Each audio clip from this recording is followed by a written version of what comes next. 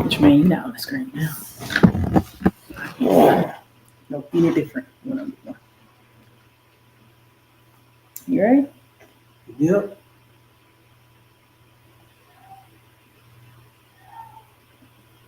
All right. You want to share it first? Let me get this. Okay.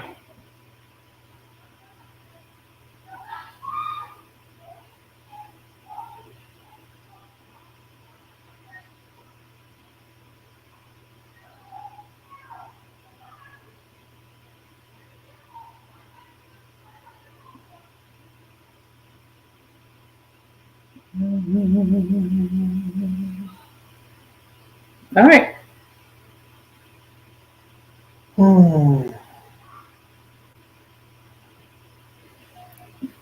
Let's start. Oh, wait. Did you share it? No, you didn't.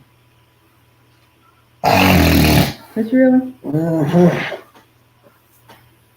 People, folks, lovely people. Y'all have to excuse me. I'm working on about 3 hours of sleep. We're about to hit the road again tomorrow. You can't tell. I said you can't tell. Can't tell her. Why I can't tell? Because. Huh? I'll tell you later. Oh, that's supposed to be a... Yeah, why would you say that? Well, now you saying it. More. No, I didn't know that. When you told so, you never told me that. Stop. Let's talk about it later. We're here now. We can talk about it now. We can discuss our marital problems on camera. No, we're not going to discuss it on camera. Yeah, you're right. I'm going to have to smack you upside your head a couple of times.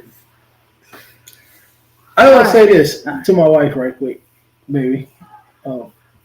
Just want we ain't have our touch base Sunday, so I just want to tell you. We need to have it today. I was thinking about that. But I just want to tell you, I was outside thinking today how much I appreciate you and I love you. Just want to tell you that. Just thank you. Seriously. Okay. And we've been having a lot of fun lately. I feel like we just met all over again. Now you see how men see relationships totally different than the women. See, that's why they be getting left and they don't know I'm playing. Well, into this podcast. All right, so top of the hour. Let's see. Nigga, no, thank you. I love you too. Oh, no, I ain't worried about it. This is why women be getting left. This is why Anthony Edwards paid 18, whatever it is, in child support. I'm not going to do that. I ain't doing it. No. Don't touch me. I don't want to all that, man. Come on, man. See, this ain't even this. Okay. Oh, top of the hour. That's why we see the picture going to us, right? Whatever. Let's see. I have an itchy tattoo still. Did we talk about tattoo last week? I think we did. We didn't show a picture of it though, but it's very, very itchy.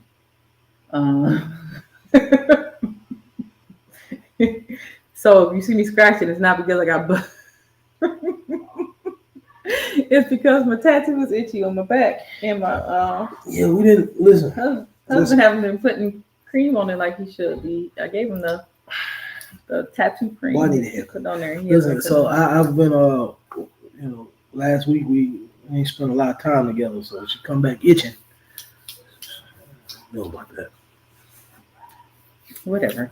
Anyway. Wow, let's see. Top of the hour. What's the other top of the hour? I don't spend a whole lot of time on social media, especially now during Lent, nor on TV. So I don't have any really interesting topics to talk about. I did see the one about the track person though. Oh, wait, the guy who stabbed somebody at a meet or a track meet or something. I did see that. Yeah. But I didn't dive in depth to it because it seemed like there's a lot of confusion surrounding it. I try to keep my spirit clean from that. What I have gleaned from reputable news sites, not Facebook and places like that, is that there seemed to have been some issue potentially with previous bullying, and there seemed to be witnesses in that particular occurrence that saw one student push another student and then the retaliation.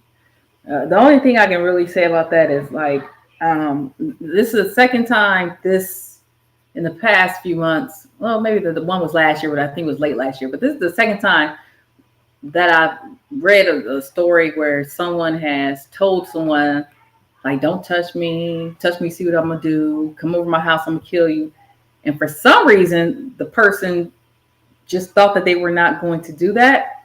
I think in this day and age, it's very important for parents to make sure that they're telling their children, especially, and their young adult kids who still may be, immature and, partying and having conflict with people, that because of the environment and what I feel is like the spiritual warfare that's going on right now, especially, they need to be very mindful about when a person says something to them that indicates that they may do actual harm to them or that they may retaliate in some type of way. It is best to just walk away. I mean, because these days people are actually shooting people and killing them like they said they would. They are stabbing people like they said they would. They are running people over like they said they would. And it all is about that spirit of lawlessness. And we just need to be mindful to make sure we're telling our children, hey, if you get into a conflict at school, make sure you go to an administrator or someone, but don't try to deal with it yourself, because you just don't know what is going on in someone else's life, what someone else has been exposed to, what that other person has encountered, and the challenges that they may be facing. So it's just best to walk away.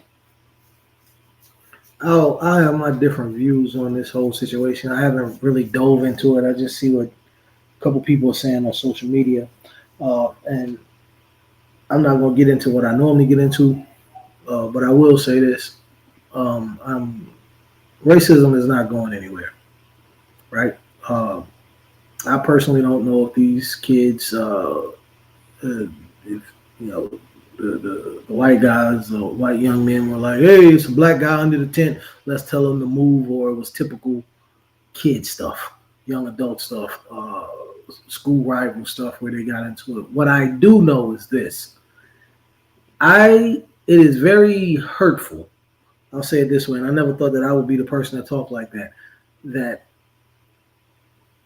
both of these families have been affected, and we as people sit there and want to talk about race and make it a racial issue when that may not even have been the cause. Of course, if you want to go through the legal system, this, that, and the third. But I don't see compassion coming from either way. Like, this family has lost a child. This, the Carmelo kid he's going to be damaged for life. Whether he gets off or whatever, mentally, he took somebody's life. Unless he's a heartless person. From what I've seen and read, the young man does well in school. He saved somebody from drowning and was recognized as a hero and all of this other stuff. So you're just reading off of what? What are you reading off of? I've seen it on ABC, NBC. Well, I don't know one of them. Okay. Well, but anyway, sure. What I'm saying is this right here: the whole issue of racism is not going anywhere. My heart goes out to both families, because they're dealing with something that's unimaginable, and pray, that everything eases, God eases their mind and their feelings. I just, it's sad that we as people, white, black, pink, purple, whatever, go to, they did this because they're white, or they did that because they're black, when, families have lost their children. And I'll just leave it at that. Yeah. So. I haven't seen the racial thing, because, like I said, I don't even get into that. I just kind of glimpsed over it. But anyway, I think that's the top of the hour. I didn't have anything else that was interesting with regards to that. So our topic for today is love unconditional. That's what you stated. That's one of the topics you talked about. So is love unconditional? Or are there always conditions with it? Or are there always conditions with love? You have to define unconditional love. I for don't me. think love is unconditional. Well, okay. I see love in two ways. I see the emotional aspect of love and the action aspect of love, right? And I think that anytime you're talking about emotions, there's a possibility that something is not going to be unconditional. And then, like you said, it depends on how you define unconditional. Because if you define unconditional, like um, that a person should always be in love with you, even if you're not doing something right or you're not, treating them right. If that's how you're defining it, then I think that's unrealistic. I think it's that's unconditional unrealistic love. for people to expect love to come without conditions. Be it those may be, they should be reasonable conditions. So, for example, and like I said, because you're dealing with the emotional aspect, right? So, there's people that say that they fall out of love, that they have fallen out of love with someone. I don't, especially when you talk about romantic love. Let's put it like this: romantic love. Okay, when you talk about romantic love, I think that there are conditions on romantic love, and people fall out of love all the time.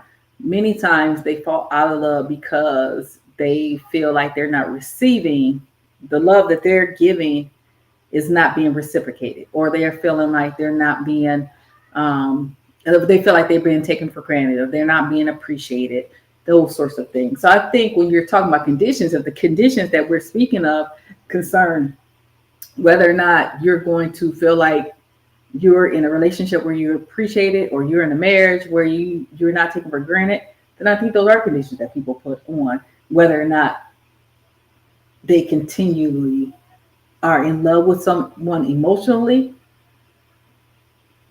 It may not impact whether they show love as far as action wise, because you can be separate from someone and still engage in the action of love, right? Like even when you divorce someone, you could be like, okay, well, you can have a house, I don't care about this, I don't care about that, or you're not fighting over money and stuff like that. That could be a sign of love and action, but you may not emotionally love them like that anymore. So I honestly don't know. This topic, I was just reading off certain topics, and she chose this one. Um, well, I'll say this: I do think it's conditions with love, regardless, because like, and I think everybody conditions are different. Uh, for instance, I just seen a video or interview with Neil. Neil has 3 girlfriends now. Uh, that's a condition that a lot of women ain't gonna go for. That you would have other women, right? But if in their thing they come up with whatever their love is to make it unconditional, then like they can sit there and say, I love him unconditional because he treats me like this and he respects me even when he's with her and we have, you know what I mean? Like, so I think that make it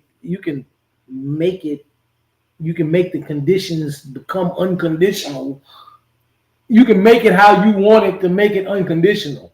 You get what I'm saying? kind of, but I don't think those were ever conditions in the first place. Then, Well, it kind of is. no, not if you're already in agreement with it. Well, yeah, because your conditions is you may can have 2 girlfriends and not 3, or you may can have 3 other women, but you can't go get a 4th I one. don't know if those are conditions or if those are expectations.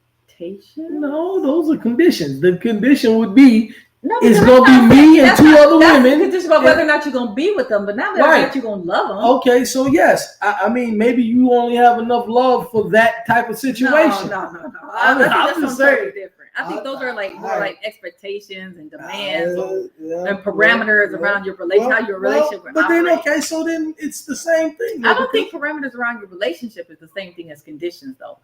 Love conditions, because you can leave somebody and still love them. But your parameter was, hey, I'm not gonna let you cheat on me.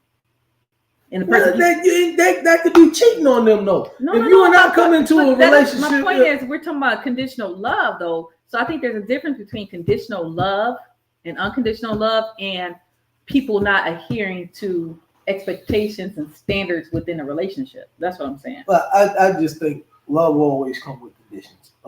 Because it's always going to be, like you said.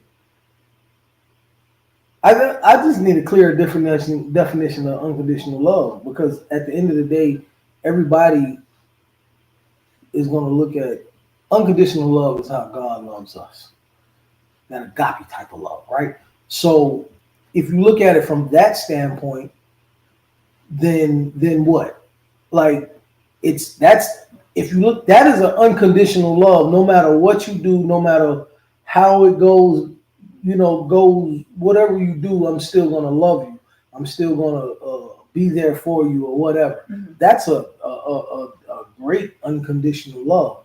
I don't think people are able to love an individual like that. But that's why I said when I was talking about, I said romantic love specifically, because I agree with you. I think that type of love is supposed to be unconditional, but I don't think romantic love is unconditional. Not when you're talking about in the emotional sense of romantic love. Then the world doesn't have a clear definition of unconditional love either. Then.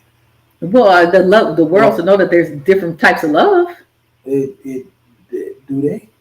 Yes, they do. Because how many times have you heard people? They know say, love thy neighbor don't mean love your neighbor like you love your husband or your wife. Well, I just seen a video where this guy said, "I want to call LeBron daddy like Savannah calls him daddy." Yes, he did. That's interesting. Yeah, that's what he said. So, but anyway, my thing is, I just think that I don't know. I definitely think love comes with conditions. Yeah, I definitely think romantic love. There's conditional and romantic love. I think all love comes with conditions. Well, the question was is unconditional love possible? I think if you're talking about as far as agape love, like you said, the God type love that you're supposed to have for your neighbors and for society and humanity in general, I think it is possible to be unconditional in that type of love. I don't know if it's possible for anyone to be unconditional in romantic love because of the emotional aspect of it. So you saying emotions? That's interesting. Well, because I think that romantic love is I think that romantic love is I think all love comes in two forms, right? There's an emotional aspect of it and an action part of it, like emotion and action. I always say love is an action.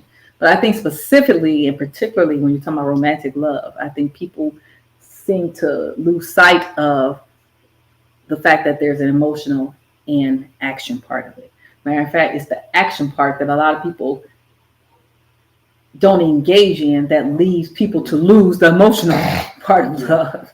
So I think that there's both in respect to that.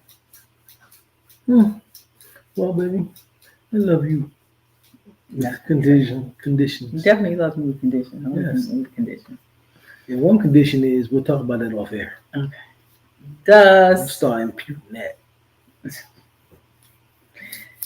The other one was, can love be faked? Be fake? Fake. Fake? Can it be faked? Because I might fake it. Yeah. That's what's the phrase? Is it love though? If they fake it? I mean, if it's fake, it ain't real anyway. So you can fake being a celebrity. Okay. I used to fake stuff all the time on Facebook. Yeah, you did. But this is what really confuses me though. Especially when you're talking about can love be faked, or like if someone is intentionally faking it. And this is what's confused me always about narcissists, right? Because are they faking love, or do they have there's multiple ways you can look at it. Are they faking love? Do they have a warped sense of love because they're narcissists after all? Or do they truly believe that they love? I believe it's all of the above. Because that's like this right here, right? That's like people that's in relationships Mm-hmm. and they go out and cheat, Mm-hmm. right? And then they come back and say, well, she don't mean anything. It was just sex. I love you, Mm-hmm. right? Mm-hmm. It goes back to what we said. Do people even understand what love is? Right. Because how can you love somebody and then cheat on them? Right. You understand what I'm Right. saying? So when you say, can love be fake? I think it can be faked a lot. Now, I think also what happens is this, right? Mm-hmm. You can mess around in because you can be in a situation where you're acting like you like somebody, love somebody, and this, that, and the third, Mm-hmm. just for sex reasons, money reasons, whatever your reasons are, Mm-hmm. right? And so that's faking it. Right. Even if I'm telling you I love you, I am faking it. Right. Because, one of my kids' mothers, I did that. Like, this is what I was getting ready to go to, though. Mm-hmm. And I didn't realize this until you and I had a conversation. I started having conversations. I was faking a lot of that. Yeah, but did you know you were faking it? Yes. All of it? Yeah, but no. So it's the opposite of what that's what I was going to allude to. Uh-huh. You went right into my point. So I knew that I didn't feel like I said that I was feeling. What I didn't know is because I had been around that person so long, I had actually started having feelings that I didn't know that I had. Mm-hmm. While I thought that I was like, oh, I'm just saying this to make her happy or make her smile, Mm-hmm. or I'm just doing this for whatever reasons. Mm-hmm. I, in my head, thought that that's why I was doing that. But because I was spending so much time with this person and doing this, that, and the third, I actually started garnering feelings that I didn't even know that was there until I said, okay, I'm about to leave you alone. I'm like, well, wait a minute. This don't supposed to feel like this. Right. So I think that faking can turn into something. Now, is it going to be real love? Mm-hmm. No about that one, but you can get. I'm about to say, is that? Yeah, that's the question. Because is that love or is that just more like? No, I've been around this person for so long. But no, I'm not used to not being around. So no, because we've talked about this before too. Because that's why that work husband and having friends of the opposite sex becomes dangerous, because once you start spending adequate time with somebody, mm-hmm. you're going to get some type of emotional connection. Mm-hmm. I don't care like what no, that's just my friend, or no, because then you're going to start longing or yearning for certain things about them, and it's going to be certain little things you find that you really like about them, and it could turn into other things. Mm-hmm. And again, I'm going back to my situation. I did not know I had liked that girl as much as I did until 98%, 95, 85% of it was, oh, wait a minute. She ain't let me see my kid. Da, da, da, da. But that 15% where it was like, oh, wait a minute. She let me see my kid. And I kind of missed this nigga a little, personal a little bit. Yeah. Right? So it's like, it can turn into something. So it can be faked. It's what we call it. It's the it's the you just said, oh God, we talk about it all the time. Imposter syndrome. Right. So yeah, I don't know if it turns into love. That's what the thing is, right? That's what you're saying. Yeah, and I think that maybe it can though, because if you have somebody that you're just trying to get over on, use for sex, use to serve a purpose for whatever it is, and then you realize that person is not a bad person, and like, well, wait a minute, this person is all right, this, that, and the third, da, da, da, da. And then you actually start taking it serious, it can turn into it. Mm-hmm. So it can be fake. Like your foundation will be messed up though. I don't know. I didn't say it last. I don't know if it really turns to love. I didn't say it last. It seems like what happens with them people though is they may feel that initially, but then after they're without the person for any amount of time, it's like, yeah, okay, I'm over it. I'm done. I don't think they go through like people who are, some of the people who are in deep love, how they go through weeks and weeks of sadness and heartbreaking and everything else. I don't think them people do that. Well, it may not be to that extreme, but it's you'll feel a little burn in your stomach, a little chest pain, burning or something. little chest pain Trust me, I don't think he every felt 4 any type of hours. burn in his stomach. But okay, so what about the people who say that they thought they were in love with someone? Is that the same as faking?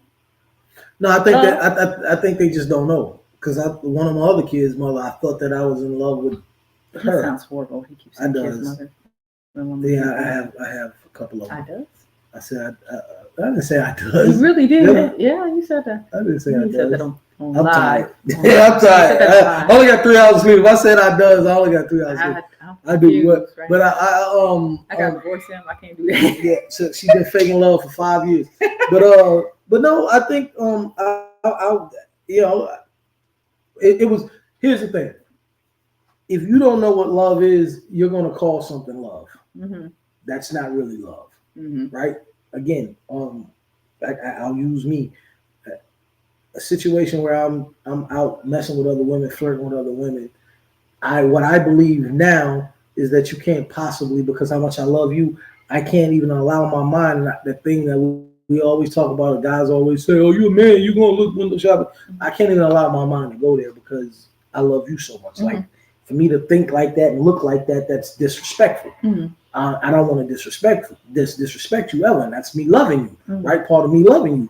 So then what I thought love was the same type of thing. Oh man, you cheat on somebody and still love them. I used to always think, we used to have conversations like that, not you and I, but people just in general, oh man, you cheat on somebody and still love them. You can love two people at one time. Like that used to be a conversation that I had with other women and guys and things like that. And that's not understanding what love encompasses. Yeah. So yeah, I heard that.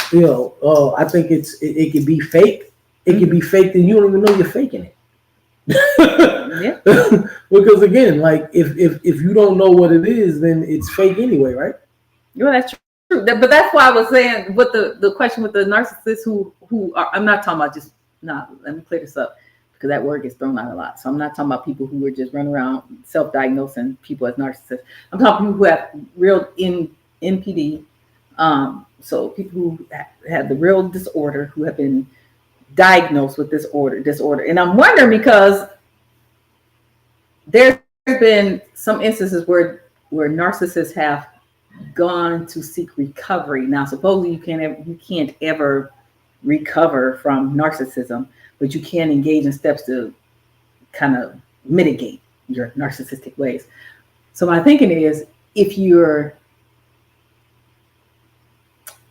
I don't know how to put it, of right mind enough to know that you need to go get help, then you should know that the love that you're engaging in is not real love, or that is not normal love or something. But if it's a real mental disorder, do those people, while they're in the midst of that disorder, know that they're fake love?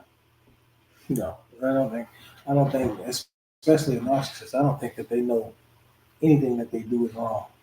So it's like, or fake, because like, even when I was sitting in court with you that day, and dude came in there and was like, "Oh no, those text messages," and it's like he really believed that. Yeah. Like, yeah, right. That's like he really in his mind believed. Like, it's a difference when you're lying to try to get out of something, mm-hmm.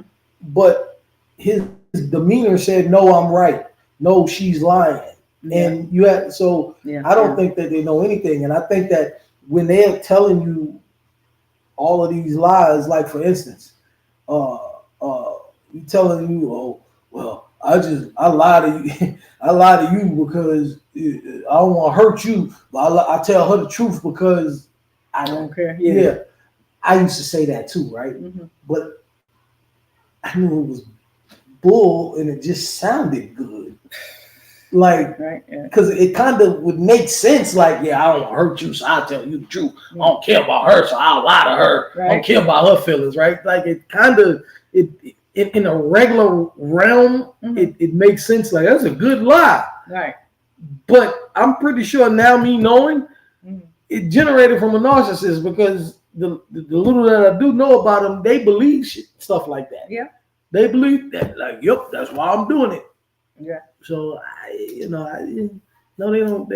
they what they telling you, I believe is true. All right. Okay. So Okay, and to your point, when you made a very good point, I don't think we've ever talked about it though. About What? You said I made a good point? No. Oh, you brought up something that I don't think we've ever touched on when you talked about the fact that how they say men will always look and men will do this and men.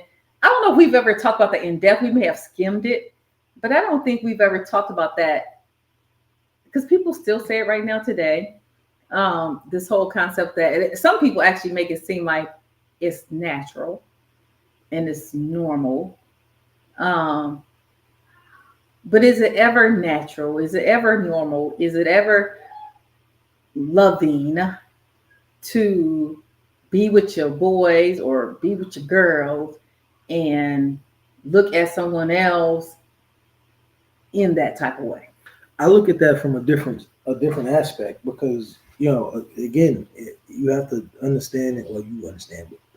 More what I've done in my life, I look at it through a lens of if I'm looking at somebody in that type of way, or just as they say, window shopping, or it's okay to look, then it's not okay to look because if you're looking at somebody like that, what are you looking for? You're finding them attractive in some way. If they were to just walk over to you right now and say, "Here, let's do blah blah blah," you ain't gonna get caught. You're probably gonna do it. So like that. Probably gonna do it? Well, I'm just saying, like that's why you're looking at that person like that.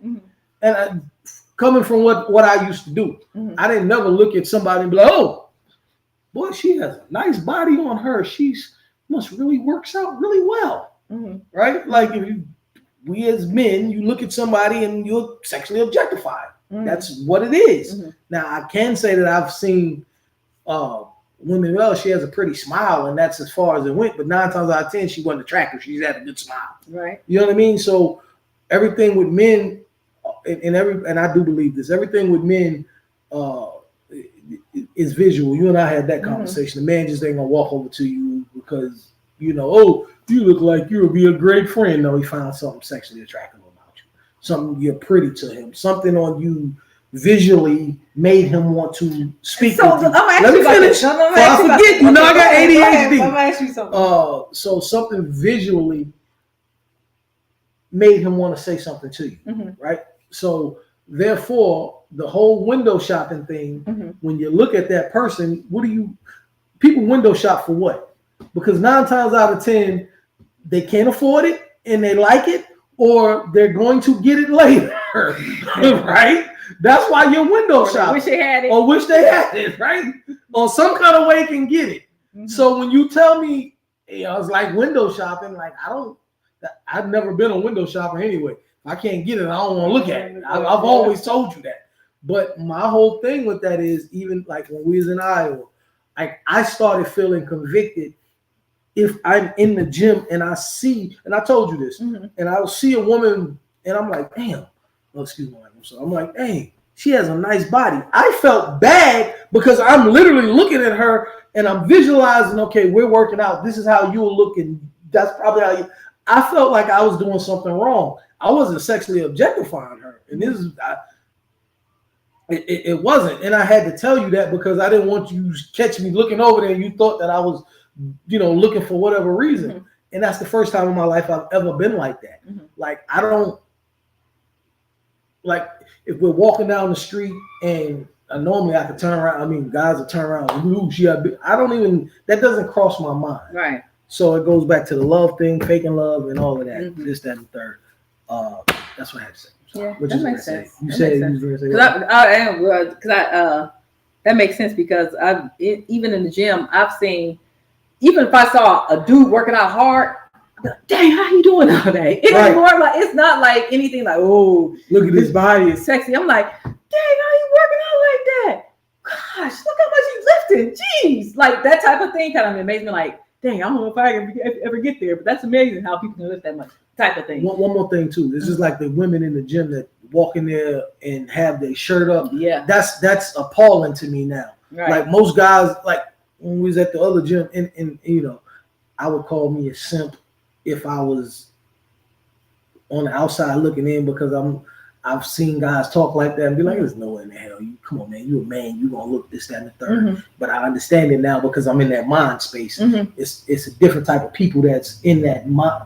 You have to be in that mind space, and for me, it's to understand where all of that comes from. Mm-hmm. You understand what I'm saying? Like looking at women and how you look at them, this, that, third. Like I've told you, I was sitting in the gym playing basketball. I'm like, dang, look at them. I'm married, man. I don't do that. Right. That's the first thing come out of my mind. I'm out of my mouth now. Like, so anyway.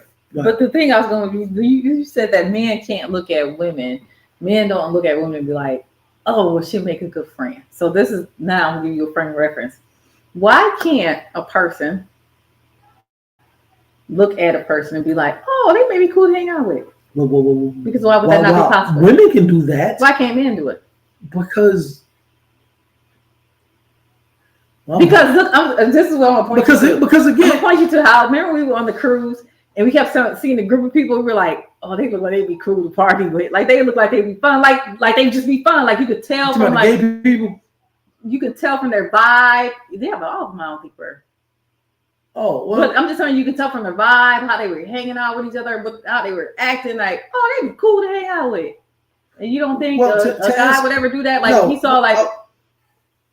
To answer your question, yes and no. But again, that's not always going to be mutually. I don't know how you say it. I don't know. It's not always going to be the same mutual feeling because he could think that, and then you may be on some other stuff.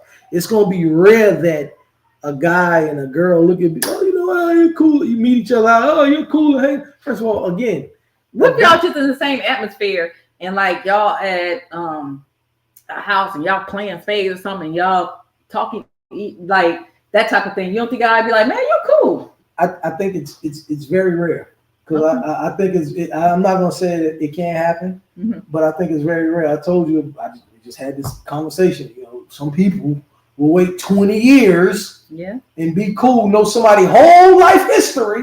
That's crazy. And when that one opportunity arises, it happens because they you know whatever reason they're waiting on. It's just it's harder for men. Women can do it.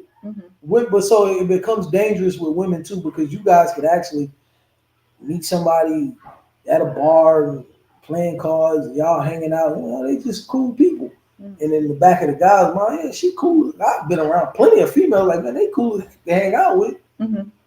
But in my heyday, you be cool all you want to. Let you mess around and say, hey, dude, act the wrong type of way.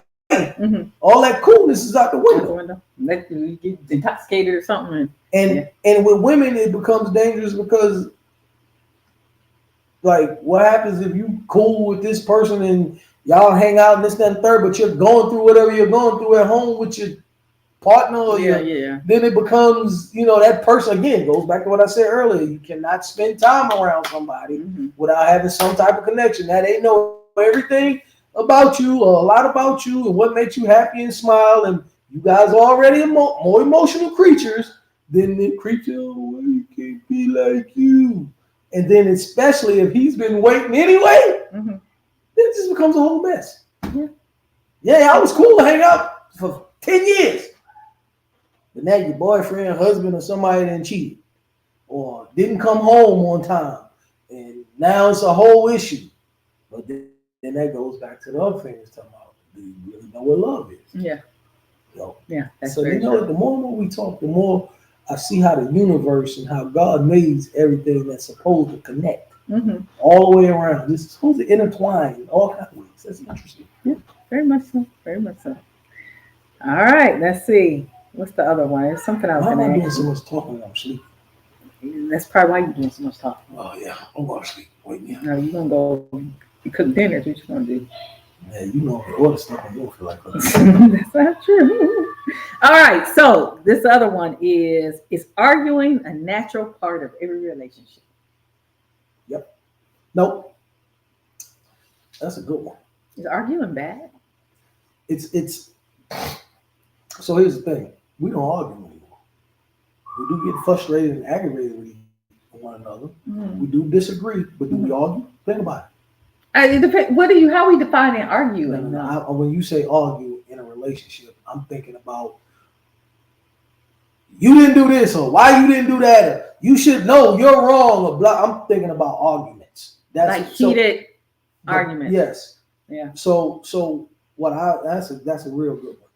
I don't think, and that's no. We have discussions. We have heated discussions. Sometimes. I don't even think they heated. I just think sometimes that be heated, y'all. I don't even think that they be lukewarm. They may be a little bit lukewarm. But I think what happens is those arguments turns into when you learn how to appropriately or you intentionally try to communicate and not hurt one another's feelings and stuff, they don't become arguments anymore. Right. I think it's all about how you define them because it's I would say it is healthy. It's natural, not only natural but healthy and beneficial to have in-depth discussions, even if they become emotional, because that's the only way change occurs at times. But watch this too. The word argument and argue, right? Mm-hmm. What do you do when you're in court? Argue. You argue a side, right? Mm-hmm. So it becomes more of trying to prove who's right or who's wrong or whatever. Oh, that's a good one. Yeah. So therefore, you should you discuss? There you go. It shouldn't be arguments. It should be discussions. Yeah, that makes sense. Well, I tell you, boy, the more and more I stay around you, I start making a little bit of sense here. No, listen, you know what I mean? But so that's if you can. It's sort of like mucus in the body. I was looking this up the other day. It's sort of like mucus in the body, right? Mm-hmm. Mucus is where all the diseases and cancers and the diabetes and all of this stuff come from, right? Mm-hmm. So if you can find a way to limit and remove the mucus out of the body, you become healthier, right? Mm-hmm. So if you can remove arguments out of your conversation and relationships, what happens? It becomes healthier. Yes, that's true. I agree with that. See how you're looking at me? Yeah. It's like, ooh, my husband actually making good points. Like you want to do something freaky or something. Right? So I tell you what, stimulate. That's what you need. Woman, like you need stimulation, baby, mentally. Yeah, mental stimulation. That's right. Stimulate. Yeah. I'm stimulated. Yeah, you itchy back. Oh man. And then some of the other one that we saw. Oh, this is what I was going to talk about.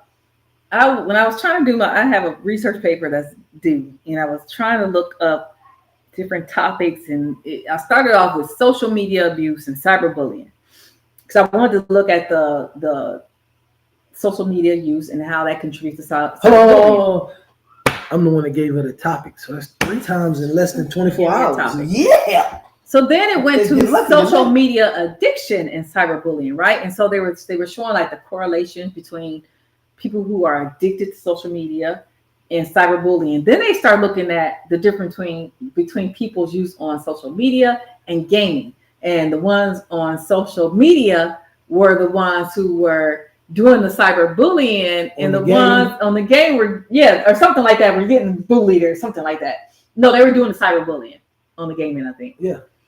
And they were not feeling like victims because that was like part of the whole gaming type thing, like to talk trash to each other and talk mean to each other. It's part of the gaming world. And no, but let me add to that, right? Mm-hmm. Now you're hitting in my realm, because I was a bully on social media, right? Mm-hmm. And I did the same thing on the game, right? Like I used to get on the game and just used to. Yeah, I don't do that no more. I mean, I go back and forth every once in a while with somebody once they start with me.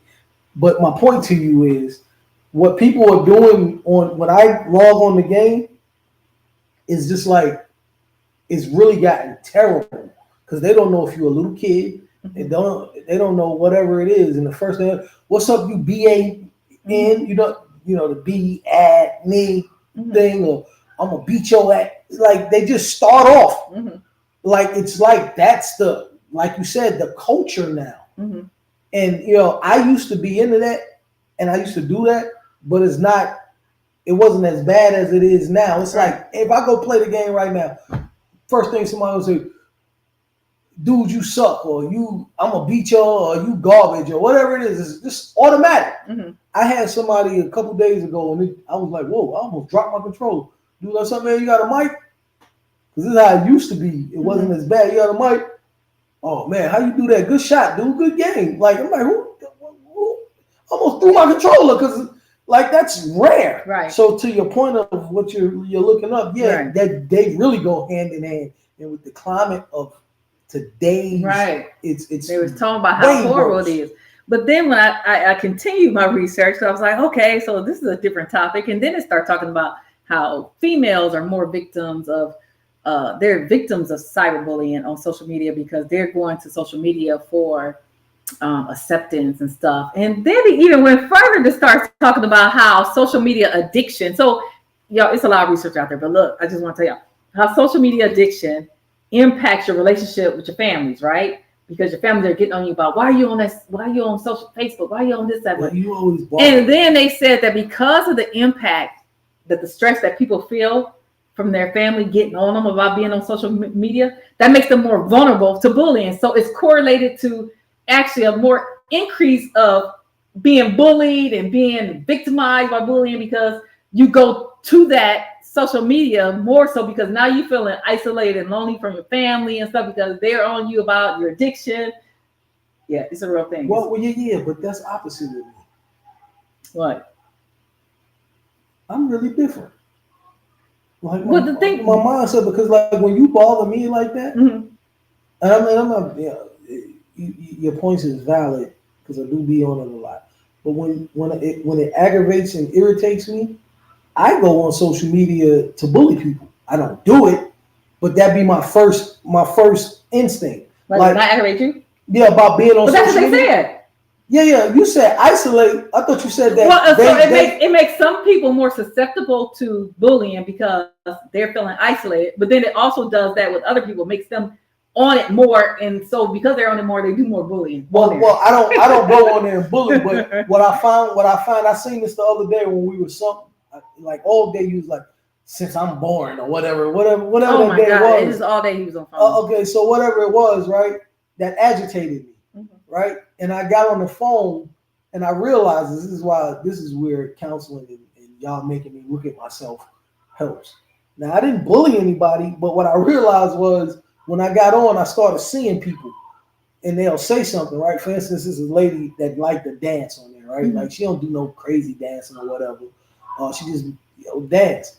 And the first thing I was like, you dancing like that, you can't damn dance. And I wanted to just type something negative just to say something to her. But I didn't do it, but I did it in my mind, right? So it's like, wow. And they were talking about it because they were saying like that. Then they start talking about smartphone addiction, but they were saying like the people who are actually addicted to these things, the reason why they react in that way, like actually follow through or reacting to that, because the addiction is like a substance addiction. And they were talking about how the people, how if you can't have some, put it in the form of cheating. When guys are cheating, right?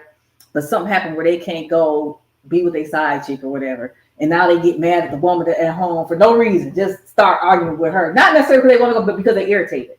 It's that type of thing. Like because you can't be involved in whatever it is that you're addicted to. Yes, it does. Oh, no, because I'll get mad at you so I can go be with my side chick. No. I know that. But what if something happened where like your side chick do something to you? That's what I'm saying. And make you mad. Okay. Then you take it out on someone else. And that's what they were saying. Like that's what the addiction actually is doing to people.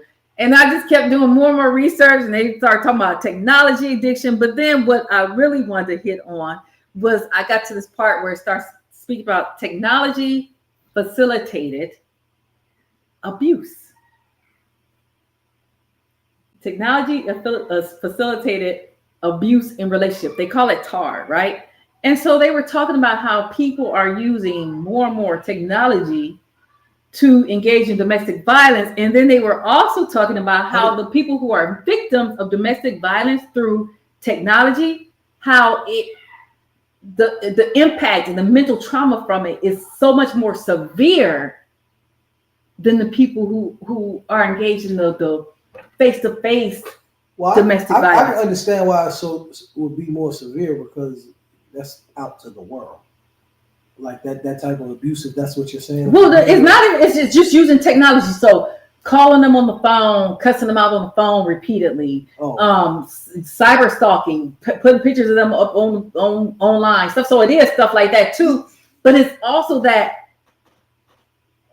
it's I think it's because they almost have access to that person. Whereas if you're physically, for example, if you're in an abusive relationship, or even if you take the situation I was in, where you're able to get away from the person physically.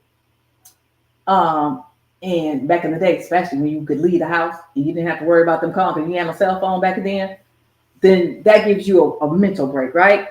But nowadays, because of the way we use technology so much and so often, that person almost has constant access to you. I've heard of people getting rid of social media accounts and the person still finding them through some other means, or they block the person on this account and the person find them on another account, or the person is able to call them through their phone, or call them through their work phone, or get on their work email, or send them. I had somebody one time, I don't even know how they found my work email, that sent me messages through my work email, just stuff like that. And it was talking about how people, and I was like, wow, that is so interesting when you look at domestic violence and the level that technology has taken it to is ridiculous, and something that I don't even know how they regulate that.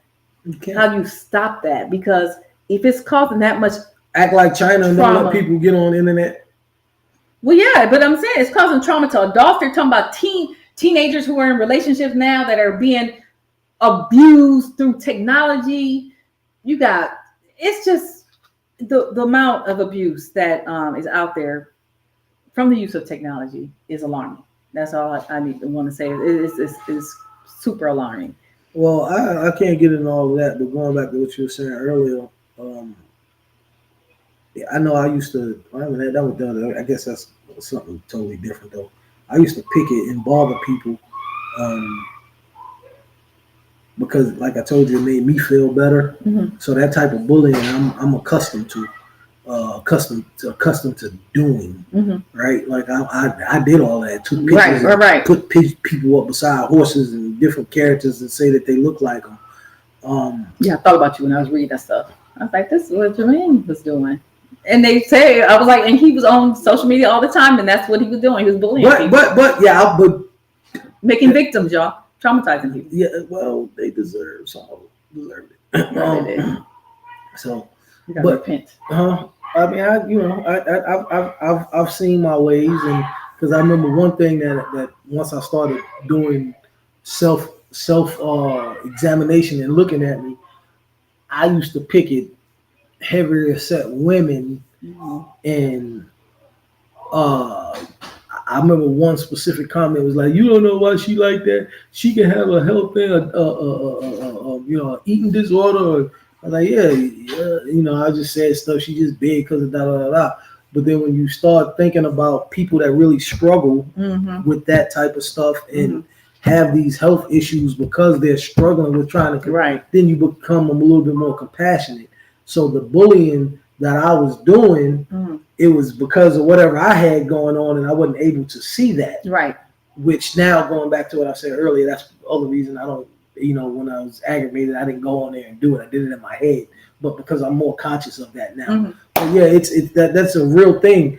I always thought that bullying, and I was bullied too a little bit in school, but I was already thought that bullying wasn't that big of a deal. But mm-hmm. people were like, I used to say stuff like, hey, you bullying, you kill yourself, then you just whatever, right? Because I didn't like, who gonna kill themselves because they get bullied, mm-hmm. right? But at the end of the day, everybody's mental level is different, and people will harm themselves because of that. Mm-hmm. So, cyberbullying, I look at that a little bit more different now. Right. I still say that, even like with the kid we was talking about, you want to teach a bully a lesson, teach a kid how to fight. Like at that point, like so yeah, but they don't fight nowadays. They do stuff because you don't know what people are encountering. As far as cyberbullying, teach them how to talk crap. Well, I mean, you guess you can, as long as it's somebody that they're not gonna run across. They didn't know how to fight and shoot. It has gotten really serious though, and just the research alone made me kind of think like, wow, like you got all this stuff going on. So we're talking about relationships, and even in that respect, when you talk about technology facilitated abuse, is it's a new level. It's a new level of abuse. I think it's something that people need to be aware of. Sometimes people may not even know that they're being roped into it. And the weird thing is because I would like to see them look at the correlation for those who are trauma bonded and going through that, because you could have easily said, like, even in my situation, like, why are you answering the phone? But like, to not answer the phone meant that there was going to be another level of abuse. So watch this. To the point of people that's being trauma bonded and going through whatever abuse that they're going through at home. So like you said, your report, it just made me think of something. I want to say, I'm sorry, I didn't cut you off. So what happens if some people, and somebody said this to me too, and they just made me think about it. So what happens if some people that's going through whatever they're going through at home try to come, like you said, the women aspect, come to social media for some type of acceptance. And then they run across somebody like I was at that point. That's, and I was over the top. So that could, I'm saying this to say, like, damn, I see what you're saying, basically, agreeing with your studies, because I was over the top. And I know for a fact that it was some women and dudes, but more, I was picking on everybody, but, you know, it's just more that I seen some women, for instance, the woman that came in there and gave this dude all of this stuff, and gave this dude all of this stuff, and just to find out that he had a wife, kids, and she had bought him a motorcycle, bought him a car, gave him some money, and all of this, right? And she found all of that out. She came in there for attention. Like, I don't know if it was for sympathy or it was just like to out the dude. She's obviously hurting. And then what does somebody do? They start, oh, you know this is going on in these groups. Y'all females are dumb, da da da, blah blah blah. You deserve, boo, So somebody already going through whatever they're going through, and then they come in there and then they get that right there. To your point of the study, that study is very much accurate because I've seen it, I've done it. Unfortunately, God, please forgive me, like seriously, to people. So that's very much accurate. Right. That's interesting. Well, I told you some good stuff to study. Yeah. Well, you didn't tell me that. You told me to study technology. So, but yep. Yeah, but it's definitely it's something that I don't know. We maybe can go into deeper in another show, but it's definitely, or that may be one of the things I can do a video on. But it's definitely very intriguing, and to that point, I think we should all be more. I'll tell you the other interesting thing about that really quick. So before we go, is that most of the studies, there were some studies that were U.S. based. Most of the studies were people that in other countries like China, UK, Australia, and they were really concerned with it, and they were trying to find methods to prevent it and mitigate it. It's interesting to me that we could have a number of people here being abused in the exact same way, and we don't have that same amount of research going on or that same amount of effort with trying to curb it, and that's telling. It's telling with regards to whether or not there's really true concern about the citizens here and their health and their well-being. Because if there was, then why are you not attacking that? If there's concern because we are steadily having schools that are forcing the use of technology on our kids. So now they're even overexposed to it and that's one of the studies that said that because schools are using technology now, kids are even more exposed to this type of bullying or more exposed to this type of domestic violence in intimate relationships. And the fact that that's not being talked about and discussed on the levels that these other countries are discussing it and concerned about it, that is very telling. I went through thousands and thousands of research studies last night just trying to find one that was US based, and I couldn't really find anything. And that's highly telling to me. I think we need to be more mindful of what our kids are doing on social media. We need to start being intentional about limiting their use. I don't care if they're 16, 17. 18, as long as they're in your house and they're minors, they need to be. You need to make them aware. So, of course, as they get older, there's certain ways you do it. But as they get older, you need to be having discussions with them, making them aware about what's going on, and why it's not healthy. Just the addiction alone, but even how it's being used. And those are conversations we need to have. Let me say this too. For anybody that sees this video, listening or whatever, and I thought about it because something about the bullying aspect. You know, you can't really bully a bully. Mm-hmm. That's always been my motto. I had something happen today that could have been considered bullying. I'm gonna tell you another way that you can get around bullies, especially on the internet. Agree with them, because then they don't have nothing to say. Prime example, right? Somebody made a post today, and they were talking about Country Wayne, the comedian, and somebody said, "Why do y'all think this guy, this clown, is this, that, and the third, and blase this and blase that and that?" And I went and made a little comment. I was like, well, you know, if you don't like his videos, you don't have to watch them. And this is how you handle a bully, because he tried it with me, right? I was like, it's sort of like, you know, if you don't like porn or gay porn or whatever, and it comes, you're not going to click on it and watch it and make comments on it, so you don't have to make a comment on that. He comes back and goes off. Oh, you tried it. Don't play with me. Da da da. Your mama should have swallowed you. Your daddy this, that, and the third, and blase this and blase that. I said, yeah. I said, but again, my point is, if this was gay porn, would you have clicked on it and commented? He ain't said nothing else to me. But look, this is the thing. So this is that's how you handle it. Like, this is how excess social media use gets you into the predicament where you can potentially be bullied. Exactly. But yeah. But no, exactly what you're talking about. And so that's how victims are made. And then the other thing is like, yeah, but you know, everybody don't have. So that's just not. Well, no, I'm just talking about in life though. But everybody can't do that though. And that's why it's a different mental. So everybody can't do that. And I just think that we as parents need to be more conscientious about limiting our kids' social media use and just be an example to them in that limitation, because they were talking about how kids are watching their parents on social media and using it based off of that. It's just it's a lot of certain stuff out there.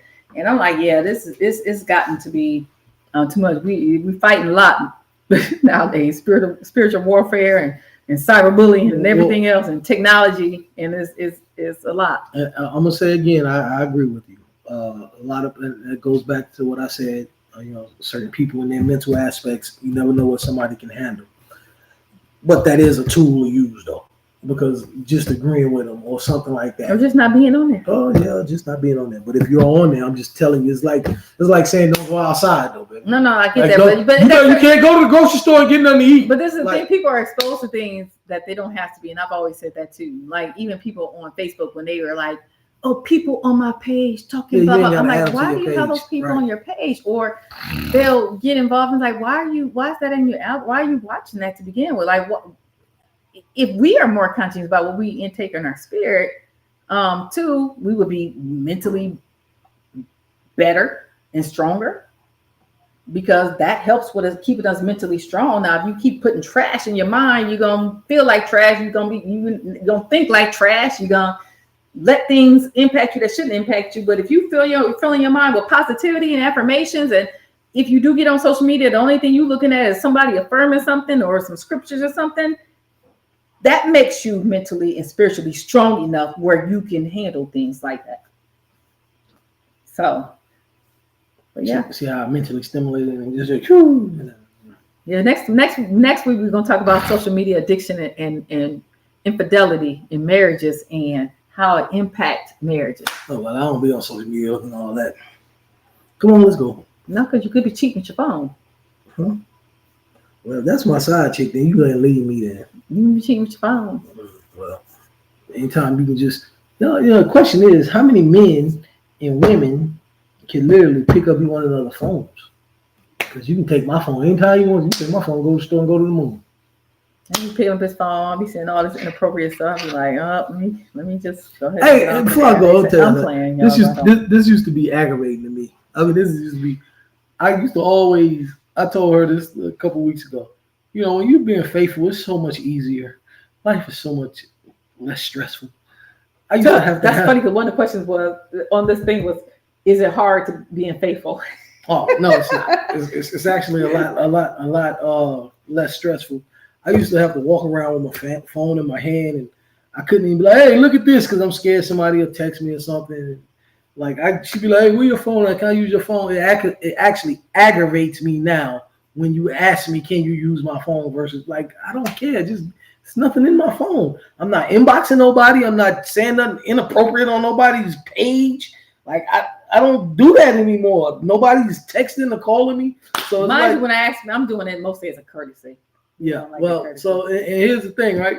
My cousin always say, "Man, you never answer the phone or you never call me back." I don't have my phone in my hand all the time.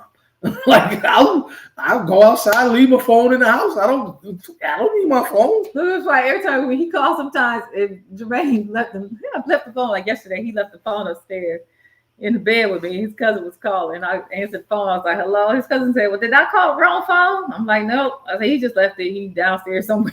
Like I've never done that, man. Like, and it's crazy, and it feels good. Like that's, and here's how bad it was, right? It still does. It's not as nowhere close as what it used to be. Sometimes my phone vibrate or I get a text message or something. It kind of triggers me, like, oh, like because I'm so used to people texting me or all the years, not prior to you, having inappropriate text messages is just like. Actually, so flashback. Yeah, it's like a trauma type of reaction. Right. You know what I mean? When you're used to doing something so long, and I ain't worried about that no more. Like, it's funny. I mean, that's a whole nother story. No. Now sometimes he'd be like, "Don't go grab my phone because I got your birthday stuff in there." Yeah, I gotta tell her don't touch my phone if I want to get her something. Or, let me see, stop being nosy at that point. Like, right? So it's like, it's funny. Like now, my phone is down. Like it's like literally down. Right? Normally, most people, from what I know, men turn their phone down. That's even a habit. Like me turning my phone down. Like so I don't know. It even was we got a whole nother conversation about being in the bathroom. Like we'll go in the bathroom or people going. I used to go in the bathroom all the time. Like if I want to text somebody or whatever the case may be. That was a thing at first with you. I was like, damn, I hope that she don't think I'm in here on the phone talking to somebody or something, but because that's what people do. But I don't know. Anyway, it's just funny. It'd be so funny. Like sometimes he'd be doing stuff and I'll be trying to call him. His phone sitting right there next to me. I'm like, dang it, he got his phone. That's life changing. It is. Definitely is. So anyway, we will see you all next week. If you have anything you want us to talk about, feel free to inbox one of us or put it on our page. Don't inbox me because I don't need no strangers inboxing me. Don't inbox him. Yeah, don't do that because I ain't gonna respond. And he's not nice to strangers. Yeah, I'm not. Oh, yeah, let me tell you that before we go to. So she tried to play a trick on me one day, right? Well, I think that was you. Who was it? Well, you had text me talking about something and I didn't know it was you. And I was like, and like it kept going back and forth. I'm like, who is this? This, that, and third. And she said something. I was like, look, my wife can fight. So please stop texting me. Like if I don't know who you are, I just say anything. Like I tell you, I don't know. You don't want to talk to me because I got 39 kids and HIV or something. I just say anything to anybody. Like I don't. You ain't no business inboxing me. Don't call me or nothing. So, but yeah, I'm not nice to strangers. So don't inbox me. Don't inbox me. It's gotten better, but I'm not better on social media. So definitely don't inbox me. And if you do, you better reference, hey, this is blah, blah, blah from blah, blah, blah. Can you say blah, blah, blah? Because if you... Can you talk about this, please? If you come in my inbox talking about, hey, can y'all talk? Nigga, who are you? Y'all who? How you know my wife? Anyway, I have class. He has cooking. I don't have class. I have homework to do. Yeah, I'm not cooking. Yeah, you are. You gonna order something? No, go cook that food because we already got to order from all right, and we can't. We have to stop eating at a certain time. Oh, it's too late. What time did you eat that? I haven't eaten none all day. I came in the house at 5:30 this morning. I woke up at 9:40 or 9:30, and I left and been down there. I ain't had no money. I thought you was in the kitchen eating from earlier. I haven't eaten none. I thought you had some cereal. Do you have some cereal? Okay. I'm hungry. We have to stop eating too at 9. So come on. So. All right. See you next week. Oh boy.